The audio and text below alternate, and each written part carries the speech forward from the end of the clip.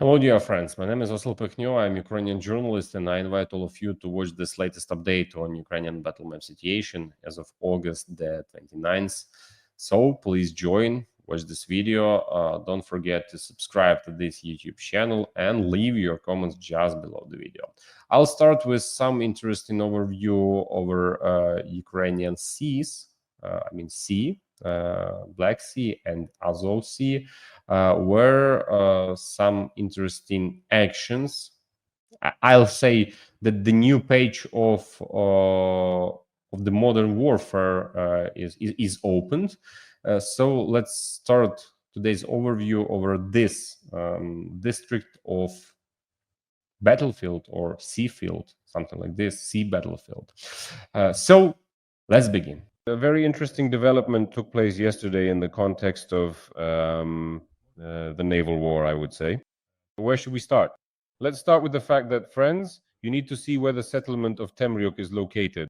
Here it is on the territory of the Russian Federation. This is the Azov coast, and next to it is the so-called Temryuk Bay. Here it is with this, well, kind of a belly shape. Temryuk Bay looks like a belly. This is the Sea of Azov. Just imagine Ukrainian drones reached here. The question is, how was this possible? This is the work of the main intelligence directorate. Our intelligence officers, using FPV sea-based drones, managed to reach an enemy missile boat. Let's watch the video. This is a missile boat of the Bayan project on Bayan M. It is a carrier of Kalibr cruise missiles. If it weren't for this strike by the main intelligence directorate, it's quite likely that yesterday's attack, which already claimed more than 24 lives of Kyiv residents, people, Ukrainians. So if it weren't for this attack on the Russian Federation's missile boat, it's very likely that there would have been even more casualties. Why? Because the Bayan is a carrier of these Kalibr cruise missiles, which Russia is also capable of using to attack. So this strike was carried out by the special unit of the Defense Intelligence of Ukraine, the Ghosts, who first damaged the ship's radar with a drone, and then the department, fighters from the Department of Active Operations of the main intelligence directorate, also attacked the ship itself with a second strike. Due to the damage, the ship left the potential launch zone for Kalibr missiles in this Temryuk Bay. Why do I say this is a new stage in the naval war? What's the main reason? Because, look, now let's consider it from a broader perspective. Where is the Azov coastline located? Where is the Sea of Azov in general located? Here is the Temryuk Bay.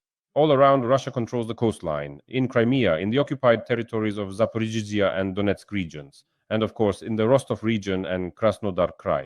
The question arises, from where and how could Ukraine have reached the Russian missile boat stationed in the Sea of Azov with its drones? How did this become possible? As we know, the special unit primary of the main intelligence directorate, which is precisely the one carrying out this strike, so primary, how do they operate? They operate maritime drones, our Maguras or some others, I don't know, they have some other names.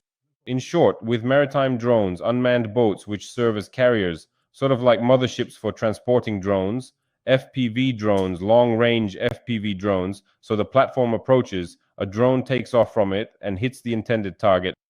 And that's how it happens, and that's how the GUR primary unit delivers strikes on countless radar stations on the Crimean Peninsula, on countless launchers, and in general air defense missile systems there in Crimea. So these boats approach, FPV drones take off from them, and that's how the primary operate all along the Crimean coastline, everywhere in fact, making it nearly impossible to catch them. Now a big pressing question arises, how did the primary get into this area? If the entire coastline is covered and you still need to launch a naval drone somehow, the entire coastline of the Sea of Azov is controlled by the Russians. So there are two options. First, that we managed to get in. No, actually, there are three options for how our resistance forces could have launched drones in the waters of the Sea of Azov. Or, well, how else could it have happened? I just can't imagine it any other way. Option number two is that our naval drones managed to get as close as possible somewhere near the Kerch Strait, and from there, long-range UAVs flew into the Temryuk Bay. How many kilometers is it approximately? I honestly have no idea. Let's just estimate that's quite something. It's about 60 kilometers they have to fly. Do we really have such long-range FPV drones that can fly such a distance? Or there's a third option, that our drones managed to cross the Kerch Strait and strike the Temryuk Bay. How exactly this happened, honestly, I have no idea. It's just some kind of fantastic reality what the main intelligence directorate is able to pull off. But it worked. And glory, honor, and respect to our Gyua fighters for such a fantastic operation. Now, so that I'm not just talking about successes, because you'll tell me you're just doing propaganda. No, I strive for objective coverage, including in the context of fair reporting on the war, because right now we lack the truth. We lack a realistic picture of what is happening. Now let's move on to the not so good news. Yesterday, the Russians published a video that, with a very high degree of probability, shows what may be the first destruction of our Neptune operational tactical missile systems since the start of the full-scale invasion. Let's take a look. I'm not claiming that this is definitely the case. Let's watch this video. Indeed, a launcher that looks very much like a Neptune was detected by a Russian reconnaissance drone. In addition, they show that the Ukrainian armed forces blocked the road with 2 vehicles. In other words, preparations for combat operations are underway and a missile launch takes place. Again, the missile looks like a Neptune. And then a Russian Iskander, a Russian ballistic missile, arrives and lands nearby. Yes, its deviation is about 100, 150, 200 meters, and the detonation of the ammunition occurs. We don't see the explosion. In fact, we really don't see the explosion of this system, so it's possible that it was significantly damaged as a result of this Russian ballistic missile strike. But the very fact is that something very similar to a Neptune was hit by the enemy. This is the first negative factor that I want to highlight today. The second, unfortunately, also sharply negative factor is that the Russians have also started using naval drones. And this danger was reported as early as the beginning of this month, at the start of August. At that time, a well-known specialist in the field of electronic warfare and, generally speaking, technology, Serhiy Flesh, showed a video. This video concerns the Rubicon Center for Advanced Russian Technological Innovations in the Military, where they demonstrated the testing of naval drones, striking some barge or platform. And at that time, it was said that it was specifically Rubicon that was tasked with implementing Russian naval drones in the Russian military. And so, on August the 2nd, Flash published this video on his Telegram channel and warned that we are on the verge of a major threat. Because whatever Rubicon takes on, damn it, it tends to be implemented quite successfully. Because Rubicon is precisely that group of elite Russian drone operators, you could call them special forces, that is now operating near Pokrovsk, cutting off our logistics there, and previously operated in the Kursk direction, where they disrupted our logistics as well. As a result, the Kursk operation essentially had to be wound down. Rubicon is, well, their advanced unit, and Rubicon has now taken on maritime drones. And back then, on August 2nd, sorry, not June 2nd, Flesh wrote about the threat. Are we ready for Russian maritime drones? Posing this question. Because just as Rubicon ramped up the production of Shaheds and their use against our country, they can also increase the production of maritime drones and attack port infrastructure, target various locations at sea in general, and even commercial vessels ultimately. Are we ready to repel their threat? It's a rhetorical question. And by the way, these are the kinds of drones the Russians have demonstrated that they use. By the way, they are very similar to the Sea Baby model drones that the security service of Ukraine uses to attack Russian vessels in the Black Sea and apparently possibly even in the Sea of Azov. So yesterday, unfortunately, there was another escalation in the ongoing naval war. It's unpleasant for Ukraine because this is our vessel, the Simferopol, an intelligence ship, a medium reconnaissance vessel. The Russian Ministry of Defense stated that they struck it with a naval drone at the mouth of the Danube River, and the Russians claimed that the ship sank. However, the Ukrainian armed forces later confirmed the strike, stating that 1 sailor was killed and several others went missing. But the sinking of the vessel was not confirmed. They said that the necessary work was underway to, so to speak, stabilize the condition of the vessel and to find the other missing sailors. But the fact remains. First of all, it is clear that our vessel was also struck by a Russian naval drone. We don't have many vessels, but I am personally very concerned about the great danger that the Russians might strike commercial ships. They won't take anything into account at all, considering the kinds of terrorist attacks they carry out on our peaceful cities like Kyiv. What is happening these days? It's a disaster. It's a huge, huge disaster. So friends, let's gradually move on to the battle map to talk about what's happening at the front. But before we do that, let me emphasize one more thing. Today is August 29th. Today is the day of remembrance for the defenders of the state. This day was established at the state level as a tribute to all generations of warriors, from our Cossacks to the fighters for the independence of the Ukrainian People's Republic, to our modern heroes who are defending Ukraine's independence in the war, in the full-scale war, in the war, the anti-terrorist operation, and in general in the war against the Russian Federation. Eternal honor, respect, and remembrance to you. And I ask all of you, though this should be done without any reminder, but please stop today at 9 in the morning and remember, pay tribute to the memory of our fighters. Every voice matters. Join our community, support independent journalism and help us bring you the truth from Ukraine. Become a member of Ukraine Today. Join us now. Today is the day of remembrance of our hero defenders. Let's move on to the maps, to the map of combat operations. The deep state resource provides it to us. So what is probably worth noting first of all, these are interesting observations regarding Pokrovsk, Novopavlivka and Lyman. Let's start with Novopavlivka. After all, I didn't just name these three directions for no reason, because they are precisely the three most intense in terms of activity and the intensity of Russian assaults, as the General Staff has consistently reported for at least a month now. It is Novopavlivka, Lyman, and Pokrovsk that are identified as the main locations with the highest concentration of strikes by the Russian Federation.